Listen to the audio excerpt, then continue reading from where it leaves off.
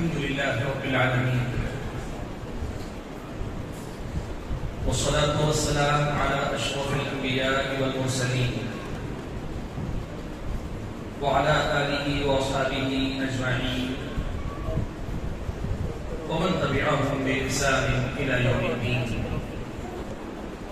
يا أيها الناس اتقوا ربكم الذي خلقكم من نفس واحدة وخلق منها زوجها وبث منهما رجالا كثيرا ونساء واتقوا الله الذي تساءلون به والأرحام إن الله كان عليكم رقيبا. يا أيها الذين آمنوا اتقوا الله وقولوا قولا سديدا يصلح لكم أعمالكم ويغفر لكم ذنوبكم ومن يطع الله ورسوله فقد فاز فوزا عظيما. أما بعد فأعوذ بالله من الشيطان الرجيم. بسم الله الرحمن الرحيم. والعصر إن الإنسان لفي خسر إلا الذين آمنوا وعملوا الصالحات وتواصوا بالحق وتواصوا بالصبر. محترم بزرگوں، نوجوان بھائیوں اور پردہ نشین خواتین اسلام، سب سے پہلے تو میں آپ حضرات و خواتین کے سامنے یہاں پہنچنے میں جو تاخیر ہوئی، نماز مغرب تک مجھے کسی صورت پہنچنا تھا لیکن پہنچنے میں تاخیر ہوئی، اس پر آپ حضرات کو لگ بھگ 1 گھنٹہ انتظار بھی کرنا پڑا. یہ اور بات ہے کہ الحمدللہ وہ وقت ضائع نہیں ہوا، آپ نے علم سیکھا، عالم دین سے آپ نے کتاب و سنت کی تعلیمات سیکھی، لیکن بہرحال میرے اپنے وعدے کے مطابق میں پہنچ نہیں سکا، اس کے لیے آپ کے سامنے معذرت خواہ ہوں. اور وجہ یہ ہے کہ صبح سے ہمارا سفر ہی کچھ ایسا تھا کہ پہلے جب ہم نے پروگرام طے کیا تھا تو اس وقت صرف یہیں آنا تھا اور کہیں نہیں تھا، تو وقت میں پہنچ بھی جاتے. آج اللہ کا کرنا یہ ہوا کہ آپ جانتے ہیں کہ ہماری اپنی جماعت کے بزرگ عالم دین مولانا عبدالباسط ریاضی رحمۃ اللہ علیہ کا انتقال کل ہوا. آج ان کی نماز جنازہ تھی. ہم لوگ وہاں شریک ہو کر پھر وہاں سے راستے میں مدرسے کی زیارت کرتے ہوئے یہاں پہنچے، جس کی وجہ سے ہمارے اپنے پروگرام کے مطابق معاملات انجام تک نہیں پہنچے. راستے کئی جگہ ہمیں ہموار نہیں ملے. بہرحال بتانا یہ ہے کہ ہم نے کوشش کی کہ وقت پر آپ کے پاس پہنچ جائیں. کوشش کے بعد بھی اگر ہم نہیں پہنچ پائیں تو میرا خیال ہے کہ ہمارا عذر آپ کے سامنے رکھ دینا بہتر ہے، اس لیے کہ جتنی اہتمام کے ساتھ، جتنی محبت کے ساتھ آپ حضرات وقت پر دور دراز سے تشریف لاتے ہیں، اس کا تقاضا ہے کہ ہم اور آپ بھی آپ کی ان جذبات کا خیال رکھ کر وقت پر آئیں. کوشش بھی کی لیکن نہیں پہنچ سکے. امید ہے انشاءاللہ آپ لوگ اس معاملے کو سمجھیں گے اور انشاءاللہ جو باتیں آپ نے اس وقت سے مولانا سے سنی، کتاب و سنت کی باتیں سنی، ان سے اپنی زندگیوں کو آباد کرنے کی کوشش کریں گے بإذن اللہ. آج کی اس مجلس میں میری گفتگو کے لیے جو عنوان تجویز ہوا، وہ عنوان آپ نے پوسٹر پر دیکھا، ایمان و عمل ہے. ایمان و عمل یہ قرآن مجید کی آیات میں آپ بار بار پڑھتے ہیں. ان الذین آمنوا وعملوا الصالحات، جو لوگ ایمان لائے اور عمل صالح کیے. والذین آمنوا وعملوا الصالحات، اور وہ لوگ جنہوں نے ایمان لایا اور عمل صالح کیا. ایمان کو قرآن میں عمل صالح کے ساتھ جوڑ کر بار بار ذکر کیا گیا ہے اور بکثرت قرآن میں اس کا تذکرہ آیا ہے. آج یوں سمجھیے کہ آیت کے اسی ٹکڑے کو ہم نے عنوان میں بدل کر ایمان اور عمل صالح کا عنوان آپ کے سامنے رکھا ہے. مقصد کیا ہے اس عنوان کا؟ سب سے پہلے مقصد ہی سمجھ جائیں گے تو پھر ساری بات آپ کے سامنے واضح ہوگی. بات یہ ہے دیکھیے کہ الحمدللہ ہم میں کے بہت سارے یا انشاءاللہ سبھی بھائی وہ ہیں جو ہم اپنے آپ کو اہل حدیث کہتے ہیں اور الحمدللہ کتاب و سنت کی دعوت سے ہمارا اور آپ کا رشتہ ہے. کتاب و سنت کی اس دعوت کا رشتہ اس بات کا تقاضا کرتا ہے کہ ہم اور آپ اپنی زندگی کے ہر باب میں، زندگی کے ہر مسئلے میں کتاب و سنت کی تعلیمات پر عمل پیرا رہے. جیسے اللہ کے نبی صلی اللہ علیہ وسلم سے آ کر کسی نے حضرت اللہ کے نبی حضرت عائشہ صدیقہ سے کسی نے آ کر اللہ کے نبی صلی اللہ علیہ وسلم کے اخلاق کے بارے میں پوچھا، اللہ کے نبی کا اخلاق کیسا ہے. ماں عائشہ صدیقہ رضی اللہ تعالی عنہا نے کہا کان خلقہ القرآن، اللہ کے نبی صلی اللہ علیہ وسلم کے اخلاق کا کیا پوچھتے ہو؟ جو قرآن میں تھا وہی اللہ کے نبی کی زندگی میں تھا. تو قرآن پڑھو تو جو چیزیں تمہیں پڑھنے کو ملتی ہیں، نبی کو دیکھو گے تو نبی کی سیرت میں وہی چیزیں دیکھنے کو ملتی ہیں. جو تعلیم تم قرآن میں دیکھتے ہو اس کا نمونہ اللہ کے نبی کی زندگی میں دیکھو گے. جو بات تمہیں اللہ کے نبی کی زندگی، جو بات قرآن میں بچنے کی جس کی تلقین کی گئی، اللہ کے نبی کو دیکھ لو کہ اللہ کے نبی کی زندگی میں وہ تمام چیزوں سے دوری ہے. اللہ نے جو بات کہی نا، اللہ تعالیٰ نے پیارے نبی صلی اللہ علیہ وسلم کو اسوہ حسنہ بنایا. قرآن کی جو تعلیمات تھی اس کی عملی تصویر اللہ کے نبی صلی اللہ علیہ وسلم. یہ جو بات پیارے نبی صلی اللہ علیہ وسلم کے بارے میں کہی گئی، یہی بات ہر مومن کی زندگی میں ہونی چاہیے.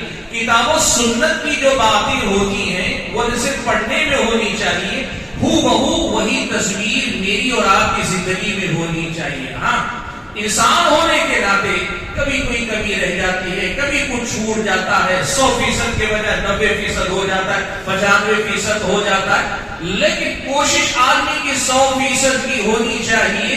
یہی اصل میں ایمان والے کی علامت ہے، یہی ہماری اور آپ کی ذمہ داری بنتی ہے. اور بالخصوص ایک عام مسلمان سے آگے بڑھ کر کتاب و سنت کی دعوت سے نسبت اور تعلق رکھنے والے ہم اور آپ، ہم اپنے آپ کو اہل حدیث کہتے ہیں نا، یعنی ہم قرآن و حدیث کی تعلیمات پر چلنے والے. اب اس دعوت کا لازمی پیغام یہ تھا، لازمی تقاضا یہ تھا اور یہ ہے کہ ہم اور آپ جس بات کی طرف دعوت دے رہے ہیں، ہماری زندگی دیکھ کر لوگوں کو قرآن کا پیغام سمجھ میں آئے، ہماری زندگی دیکھ کر لوگوں کو سنت کا پیغام سمجھ میں آئے. قرآن میں اللہ تعالیٰ نے کہا وَمَنْ أَحْسَنُ قَوْلًا مِّمَّنْ دَعَا إِلَى اللَّهِ وَعَمِلَ صَالِحًا وَقَالَ إِنَّنِي مِنَ الْمُسْلِمِينَ. اس شخص سے زیادہ اچھی بات کس کی ہو سکتی ہے جو اللہ تبارک و تعالیٰ کی طرف بلائے، لوگوں کو توحید کا پیغام دے، لوگوں کو اللہ تعالیٰ کی بندگی کی طرف بلائے. وَعَمِلَ صَالِحًا، خود عمل صالح کرے اور نیکی کرے. وقال اننی من المسلمین، اور لوگوں کے سامنے ڈنکے کی چوٹ پر یہ بات کرے، دیکھو جس پردہ برداری کی دعوت تمہیں میں دے رہا ہوں، میں سب سے پہلے اس کا اپنا نمونہ، ان تعلیمات کا نمونہ میں خود ہوں. اپنے آپ کو یہ نمونہ بنا کر ہم اور آپ پیش کر سکیں. یاد رکھو بھائیو، یہ جو کتاب و سنت کی دعوت سے میری اور آپ کی جو نسبت ہے نا، ہمارا اور آپ کا جو تعلق ہم کہتے ہیں اور ڈنڈے کی چوٹ پہ کہتے ہیں کہ ہم اہل حدیث ہیں، تو یہ دعوت جتنا زوردار ہے اتنی ہی بڑی ذمہ داری ہے. یہ دعوت جتنا بڑا ہے اتنی ہی بڑی ذمہ داری ہے. اور یقین کریں کہ ہم اور آپ کو اللہ نے اگر کتاب و سنت کی دعوت سے نسبت عطا فرمائی ہے، یہ میری اور آپ کی سعادت مندی، خوش قسمتی ہے. لیکن یہ خوش قسمتی ادھوری ہے، یا کئی بار ہو سکتا ہے دکھاوے کی ہو، صرف نام کی ہو، صرف زبانی ہو. اگر میری اور آپ کی زندگی میں عمل واقعی معنوں میں کتاب و سنت والا ہو، عبادتیں کتاب و سنت والی، عبادتوں کا طریقہ کتاب و سنت والا، میرے اور آپ کے معاملات کتاب و سنت والے، میرے اور آپ کی زندگی کے معمولات کتاب و سنت والے، میرے اور آپ کے اخلاق اور عادات کتاب و سنت کی تعلیمات والے، اور میرے اور آپ کا لوگوں کے ساتھ سلوک اور برتاؤ کتاب و سنت والا. وہ جو بات حضرت عائشہ نے اللہ کے بارے میں کہی نا، جو قرآن میں دیکھو گے وہ اللہ کے نبی کی زندگی میں دیکھو گے، یہی بات ہماری زندگی میں ہونی چاہیے. آپ نے ایک بات سنی ہوگی نا، کئی بار آپ سنتے ہیں، ہم اکثر جو ہے غیر مسلموں کو اعتراض کرتے ہوئے دیکھتے ہیں، تو ہم لوگوں سے ایک بات کہتے ہیں. کیا کہتے ہیں پتہ ہے؟ اگر اسلام کو دیکھنا ہے تو مسلمان کو مت دیکھو، قرآن کو دیکھو. کہتے ہیں کہ نہیں کہتے ہم لوگ یہ بات؟ ہم لوگوں سے کہتے ہیں نا، غیر مسلم سے کہتے ہیں تم اسلام کو سمجھنا چاہتے ہو تو مسلمان کو مت دیکھو، قرآن کو دیکھو. دنیا والوں یہ بات یاد رکھو، وہ قوم خود اپنے مذہب کی کتابیں نہیں پڑھتی تو تمہاری کتابیں کیا پڑھ کر دیکھی؟ دنیا کی ہر قوم، وہ عیسائی ہو، نصرانی، یہودی ہو، وہ پھر کوئی غیر مسلم ہندو ہو، کسی بھی مذہب کا ماننے والا ہو، میجارٹی کا 99% لوگ ایسے ہیں جو خود ان کے اپنے مذہب کی کتاب نہیں پڑھتے. آپ کے مذہب کی کتاب کو کیا پڑھ کر دیکھیں گے؟ دنیا والے اسلام کو کتابوں میں نہیں دیکھنا چاہتے، میری اور آپ کی زندگی میں دیکھنا چاہتے. ہماری اور آپ کی زندگی کتاب و سنت کی تعلیمات کی روشنی میں، ایمان اور عمل صالح کے پیغام کا مطلب ہی یہ ہے کہ جو بات قرآن و سنت میں ہے وہ میری اور آپ کی زندگی میں ہونی چاہیے. میں ایک بات کی واقعی کی شکل میں سمجھاتا ہوں، آپ سمجھیے. ہم الحمدللہ نسبت بڑی اچھی رکھتے ہیں، لیکن معاملات ہمارے کتنے خراب ہیں آپ دوسرے کے بارے میں مت سوچیں. واقعہ ایک سناتا ہوں، اسی سے ملتے جلتے حالات اگر میرے اور آپ کے ہیں تو بائیں دائیں دیکھنے کے بجائے اپنے گریبان میں ہم چھانٹ کے دیکھیں. میری اپنی بستی کا واقعہ آپ کو سناتا ہوں. ایک نوجوان ہے، بہت اچھا نوجوان. اس نوجوان کے والد محترم ہیں، بڑے اچھے آدمی ہیں. اس نوجوان کا ایک غیر مسلم دوست ہے، غیر مسلم کلاس میٹ اس کی اسکول کے زمانے کا. وہ غیر مسلم کہتا ہے نوجوان ایک دن آیا، بہت صورت اتری ہوئی، کہا آج بڑی تکلیف ہوئی. پوچھا کیا ہوا؟ کہنے لگا کہ آج میرا ایک اسکول کا ساتھی ملا اور اس نے ایک جملہ ایسا کہا مجھے بڑی تکلیف ہو گئی. کیا کہا؟ اس نے کہا تمہارے ابا کو مسلمان نہیں ہونا چاہیے تھا. یعنی غیر مسلم اس مسلمان نوجوان سے کہہ رہا ہے تیرے ابا کو مسلمان نہیں ہونا چاہیے تھا. اس نے اس سے پوچھا کہ کیا ہوا، کیا مسئلہ ہے؟ تو اس نے ایک بات کہی، کہا کہ دیکھو میں لین دین کے معاملات کرتا ہوں.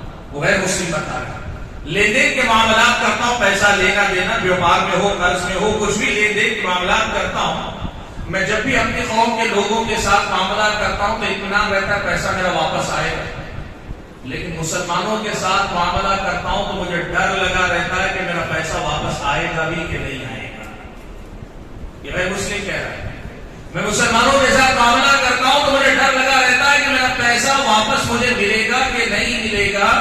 میں نے یہ دیکھا کہ اس کے مقابلے میں تمہارے ابا مسلمان ہیں، لیکن جب بھی میں نے تمہارے ابا کے ساتھ معاملہ کیا تمہارے ابا نے ٹھیک ٹھیک معاملہ کیا، وعدے کے مطابق پیسے دے دیے. تمہارے ابا کو دیکھ کے لگتا ہے تمہارے ابا کو مسلمان نہیں ہونا چاہیے تھا، ہماری قوم میں سے ہونا چاہیے.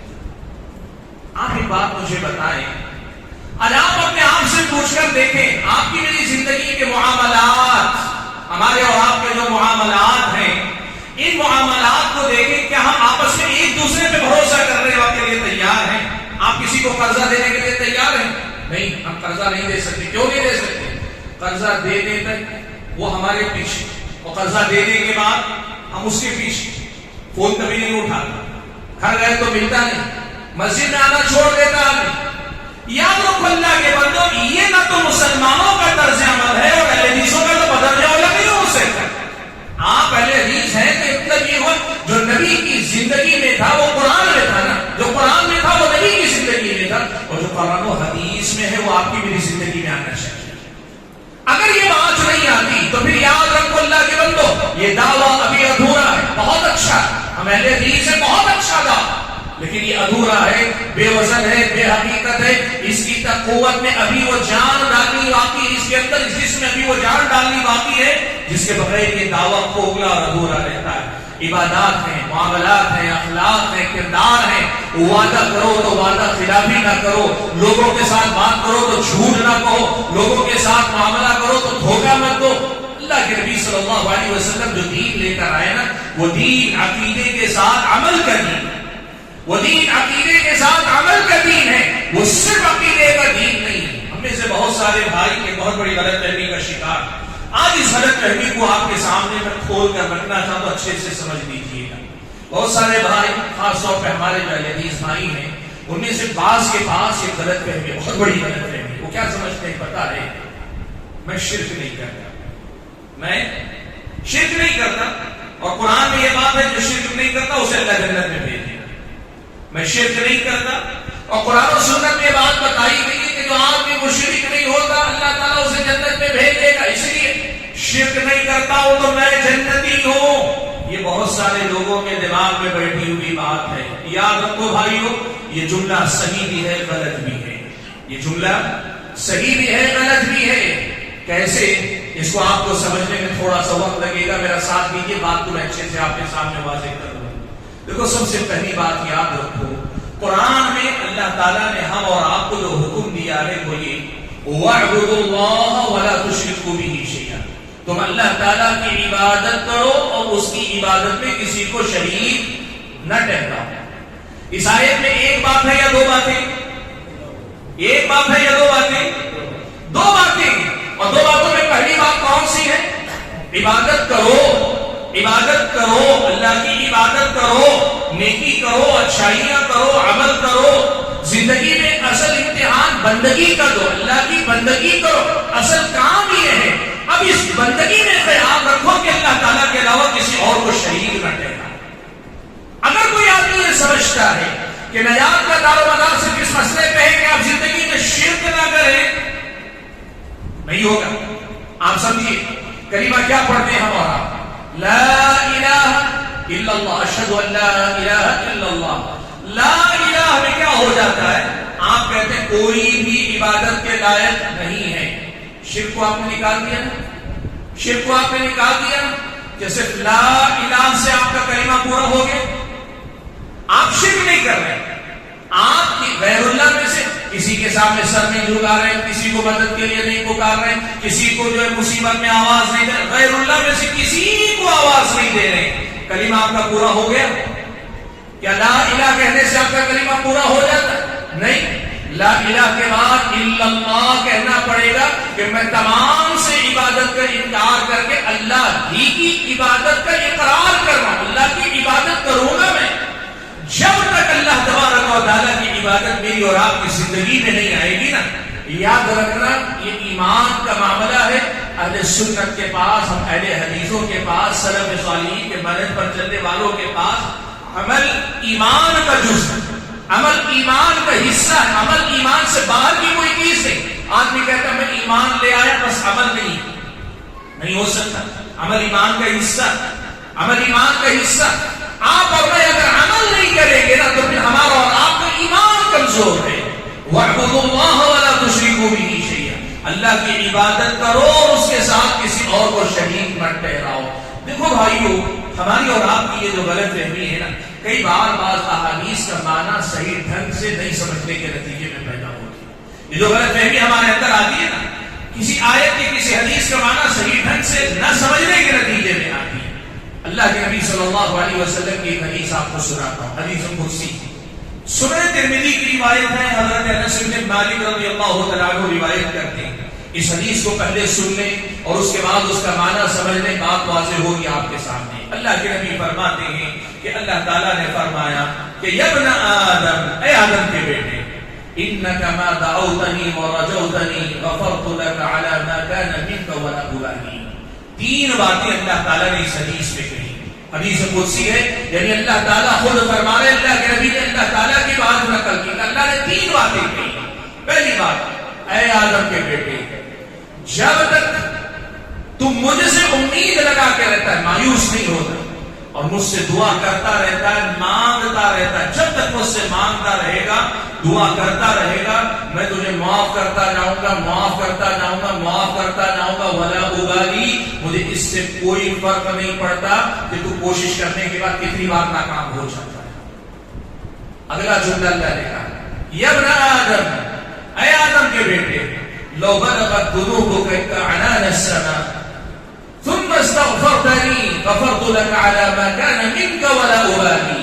اے آدم کے بیٹے، تیرے گناہ اتنے زیادہ ہو جائیں کہ آسمان کے بادلوں تک پہنچ رہے ہیں، یعنی اتنے زیادہ جیسے پہاڑ اونچائی میں بلند ہوتا جاتا ہے، گناہوں کا ڈھیر جمع ہوتے ہوتے ڈھیر نہ ہوا، پہاڑ نہ ہوا، اتنا اونچا چلا گیا کہ بادلوں کو چھو رہا ہے۔ اتنے گناہ تمہیں کر لیے ہیں، پھر بھی آ کر میرے سامنے اگر تم مغفرت طلب کرے گا، میں تجھے معاف کر دوں گا، مجھے کوئی پرواہ نہیں ہے۔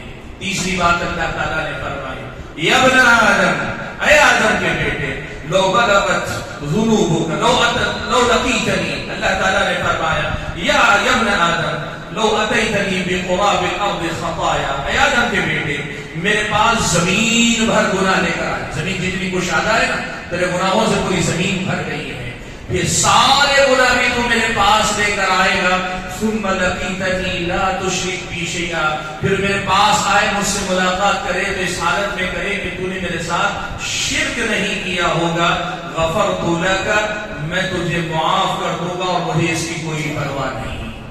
اس حدیث کا مطلب کیا ہے؟ اس حدیث کا مطلب یہ ہے کہ جو بندہ توحید خالص لے کر اللہ تعالیٰ کے پاس آئے گا، اللہ تعالیٰ اس کے سارے گناہوں کو معاف فرما دے گا۔ ہے کہ نہیں بات یہاں بات سمجھ میں آ گئی ہے کہ نہیں؟ اس حدیث میں بات یہاں سمجھی۔ کئی بار ایسا ہوتا ہے کہ ہم اور آپ آدھی بات سمجھتے ہیں۔ اس حدیث میں یقیناً دو کے بات بتائی گئی کہ جو بندہ توحید خالص لے کر آتا ہے، یہ توحید خالص بندے کے گناہوں کا کفارہ بنا دی جاتی ہے۔ اس توحید خالص کی برکت سے اللہ تعالیٰ گناہوں کو معاف کر دیتا ہے، بخش دیتا ہے۔ لیکن میرے بھائیوں، ہم سے غلطی ہوتی کہاں ہے معلوم کیا؟ ہم نے توحید خالص کا مطلب یہ سمجھ لیا ہے کہ شرک نہیں کرنا صرف۔ توحید خالص کا مطلب ہم نے سمجھ لیا شرک سے بچ جانا صرف، اور شرک بھی کون سا؟ شرک اکبر، وہ جو شرک جو آدمی کو دائرہ اسلام سے باہر نکال دیتا ہے۔ اسی لیے ابن قیم رحمۃ اللہ علیہ نے جب اس حدیث کی تشریح کی نا، تو علامہ ابن قیم رحمۃ اللہ علیہ نے بڑی اہم بات بتائی، کہا اس میں کوئی شک نہیں کہ توحید خالص ہو تو توحید خالص سارے گناہوں کا کفارہ بنا دی جاتی ہے۔ لیکن توحید خالص کون سی ہے؟ تو ابن قیم نے لکھا توحید خالص وہ جو شرک اکبر سے پاک ہو، توحید خالص وہ جو شرک اصغر سے بھی پاک ہو، اور توحید خالص وہ جو شرک خفی سے بھی پاک ہو۔ شرک اکبر، شرک اصغر اور شرک خفی تینوں سے پاک ہونا چاہیے۔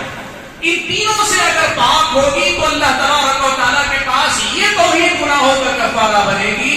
اور یاد رکھنا، اگر آپ اپنی توحید کو ایسی خالص توحید بنانا چاہتے جو شرک اکبر سے پاک ہو، شرک اصغر سے پاک ہو، شرک خفی سے بھی پاک ہو، تو دو چیزیں یاد رکھنا، علم و عمل کے میدان میں جہاد کرنا پڑے گا اس درجے کو پہنچنے کے لیے۔ یہ صرف اس کا نام نہیں کہ آپ کہیں کہ میں غیر اللہ کے سامنے سجدہ نہیں کرتا، اس کا نام پوری توحید ہے۔ یہ شرک سے برات ہے، ابھی توحید مکمل نہیں ہوئی۔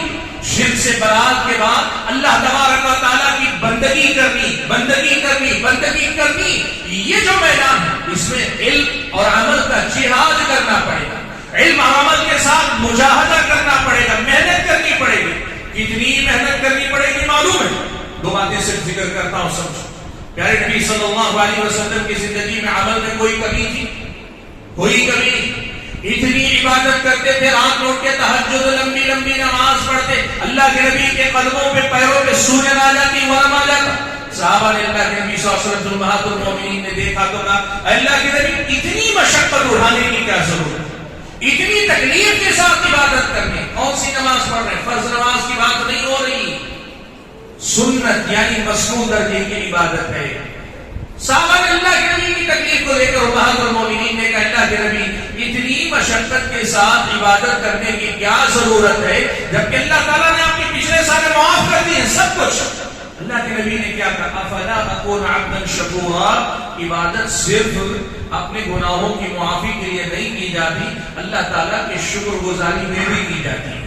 یعنی ہماری عبادتیں اتنی عبادتیں ہو جائیں کہ ہمیں لگے کہ دنیا کی جو عبادتیں نیکیاں، دنیا کی جو نعمتیں ملی ہم نے ان کا حق ادا کر لیا، نہیں، ہمیں اللہ تعالیٰ کا شکر گزار بننے کے لیے مرتے دم تک اللہ تعالیٰ کی مسلسل عبادت کرنی چاہیے۔ اس حد تک عبادت کرنی چاہیے کہ عبادت کرتے کرتے ہماری جان چلی جائے۔ وَاعْبُدْ رَبَّكَ حَتَّى يَأْتِيَكَ الْيَقِينُ، موت آنے تک اللہ تعالیٰ کی عبادت کے راہ پہ لگے رہو۔ یہ اصل میں توحید کا کمال ہے، یہ اصل میں پوری توحید ہے، یہ اصل میں مکمل توحید ہے۔ یا ایھا الذین آمنوا اتقوا اللہ حق تقاتہ، اے ایمان والو تم اللہ تبارک و تعالیٰ کا تقوی اختیار کرو جیسے کہ اللہ تعالیٰ کا تقوی کا حق بنتا ہے، جیسے اللہ تعالیٰ کا حق بنتا ہے ویسے تقوی اختیار کرو۔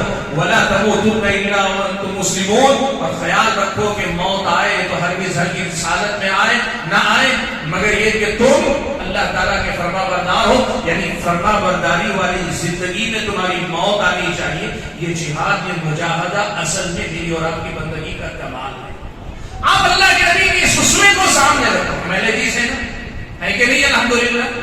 تو پھر اللہ کے نبی کی زندگی کا یہ اسوہ سامنے رکھ کر سچائی سے اپنے آپ سے پوچھ کر دیکھو کہاں اللہ کے نبی کا یہ اسوہ، کہاں ہم اور آپ اللہ کے بندے۔ منہ سے ہم کہیں کہ نبی کی سنت سے سب سے زیادہ تعلق ہمارا کیا ٹھیک ہے اللہ کے بندوں. میں آپ کو بتاؤں سلف صالحین میں سے بعض کی زندگیوں کے بارے میں لکھا ہے, زندگی کے جو ایک دن کے 24 گھنٹے جو ہوتے نا, دن اور رات کی جو گھڑیاں, انہوں نے اعمال کے اندر ایسی اپنی زندگی کو اعمال سے بھر لیا تھا, کوئی گھڑی ان کی فارغ نہیں تھی, کوئی گھڑی کوئی لمحہ بیکار نہیں تھا. کہا بعض لوگوں نے اگر ان سے کہہ دیا جاتا کہ کل آپ کی موت آنے والی ہے, مرنے سے پہلے کچھ ایکسٹرا عمل کر لیجئے, وہ ایکسٹرا کچھ عمل کرنا چاہتے تو اس عمل کے لیے ان کی زندگی میں جگہ نہیں تھی, گنجائش نہیں تھی, ایسے عمل کیا کرتے تھے. یہ مسلمان ہیں, حقیقی مسلمان, کامل مسلمان ہیں. اور آج ہماری بات یہ ہے دعوے بڑے ہیں اور حقیقت ہماری اور آپ کی کیا ہم جانتے ہیں, کوئی اور ہمیں بتانے کی ضرورت نہیں. کھڑے ہو جاؤ آئینے کے سامنے, دیکھ لو اپنے سر سے لے کے پیر تک دماغ میں ہمارے کیا خیالات آتے ہیں, سوچ کیا چلتی ہے, شکل و صورت کو دیکھ لو, ان آنکھوں کو ہم کتنا استعمال کرتے ہیں, کن چیزوں میں استعمال کرتے ہیں, یہ ہماری منہ, ہمارا ناک, ہمارے چہرہ بہرا, ہمارا جسم, ہمارا پیٹ کیا کھاتے, سینے میں یہ دل, اس میں کیا بسا ہو, دیکھ لو, شرم آئے گی اپنے آپ کو اللہ کے بندوں. اگر واقعی مارو میں سمجھ عمل کرو اللہ کے بندوں, زندگی عمل سے اللہ کے بندوں. یہ جو ہم نے سمجھا ہے نا کہ اگر شرک اکبر سے ہم پاک ہو گئے تو ہم نجات پا گئے, نہیں.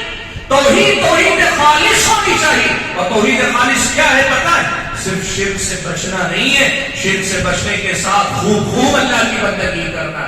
لا الہ پہ بس نہیں ہو سکتا الا اللہ, اللہ کی بندگی, اللہ کی توحید, اللہ کی بندگی, اللہ کی توحید عمل سے ہوگی, عمل سے ہوگی. اسی لیے ایک بات معلوم ہے آپ کو, کئی اہل علم کے پاس یہ مسئلہ راجح قول یہ ہے, کئی اہل علم کے پاس کہ نماز کا چھوڑنے والا مسلمان ہی نہیں, وہ کافر ہے. فرض نماز جو 5 وقتہ نماز ہے, حتیٰ کہ بعض علماء نے یہ تک لکھا ایک نماز میں فرض نماز چھوڑا تو مسلمان باقی نہیں رہ سکتا. کہا کیوں؟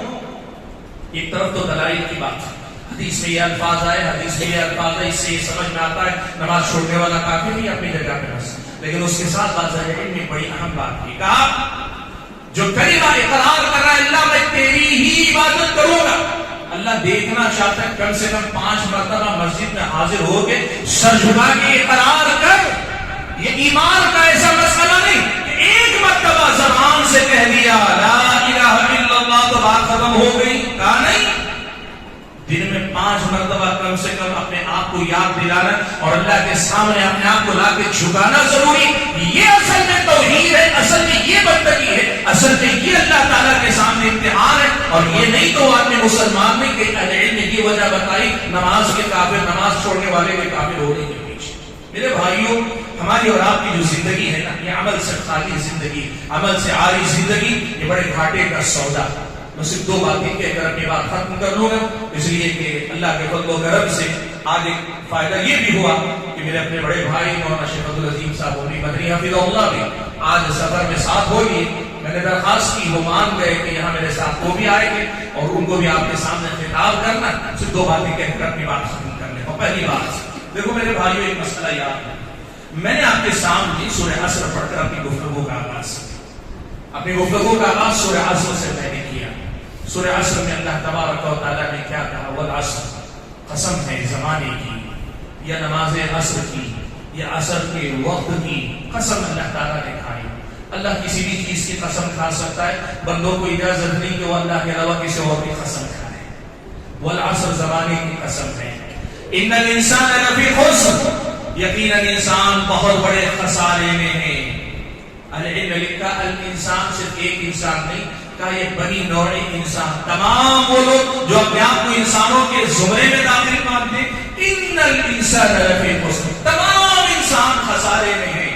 کہا یہ اصل ہے, ساری دنیا خسارے میں, ساری دنیا خسارے میں. اب اس خسارے سے نکلے گا کون؟ اللہ نے خسارے سے نکلنے کے لیے بتایا, خود اسی صورت میں کون نکلے گا. الا الذين امنوا وعملوا الصالحات وتواصوا بالحق وتواصوا بالصبر. 4 باتیں اللہ نے کہی, ایک سوائے ان لوگوں کے جو ایمان لائیں اور عمل صالح کرے, حق بات کی وصیت کرے, تبلیغ کرے اور صبر کی ایک دوسرے کو تلقین کرے. یہ 4 باتیں جس کے اندر ہوگی وہی خسارے سے باہر آئے گا. یاد رکھنا اللہ کے بندو, آپ اور میں اگر ایمان لانے کی بات کریں عمل نہ کریں، قرآن کی اس آیت کے ذریعے الفاظ میں آسان سے باہر نہیں ہو سکتے۔ ہم اور آپ اگر ایمان لائیں، عمل صالح کر لیں، لیکن یہ حق بات دوسروں تک پہنچانے کی کوشش نہ کریں، ہم اور آپ نجات نہیں پا سکتے۔ ہم اور آپ ایمان لائیں، عمل صالح کریں، لیکن ایمان یا عمل صالح کی راہ میں آزمائشیں آئیں، صبر نہ کریں، جمے نہیں، ثابت قدم نہ رہیں، سچائی پہ نہ رہیں، سچائی کے ساتھ نہ رہیں، سچائی کی خاطر تکلیفوں کو برداشت کرنے والے نہ ہوئے، ہم خسارے سے نہیں نکل سکتے۔ اس خسارے سے نکلنے کے لیے ایمان والا اور عمل صالح والا ہونا ضروری، اور ایمان اور عمل صالح کے ساتھ حق بات کی لوگوں کے سامنے تبلیغ کرنا، اور ان تمام باتوں پر ایمان پہ صبر کرنا، عمل صالح پر صبر کرنا، حق بات کی وصیت پہ صبر کرنا، یعنی جمے رہنا ضروری ہے۔ بغیر جمے ہوئے ہماری اور آپ کی نجات نہیں ہو سکتی۔ قرآن مجید کی آیت بہت صاف ہے، بہت صاف اور توڑ کے پیغام دیتی ہے کہ آدمی کی نجات کے لیے عمل ضروری ہے۔ بغیر عمل کے آدمی نجات نہیں پا سکتا، بغیر عمل کے آدمی نجات نہیں پا سکتا۔ ہم جسے ایمان اور عمل صالح کہتے ہیں، ایک لفظ لوگوں کے ہاں ہے، کہتے ہیں عقیدہ صحیح ہو تو کافی آدمی ہے۔ اگر عقیدہ صحیح ہونا تو اس کا مطلب معلوم ہے آپ کو، عقیدہ صحیح ہونے کا مطلب یہ کہ میرا تعلق اللہ تعالیٰ سے مضبوط ہے۔ اگر میرا تعلق اللہ تعالیٰ سے مضبوط ہوگا، اللہ کا ہر حکم میری جان سے زیادہ مجھے عزیز ہونا چاہیے۔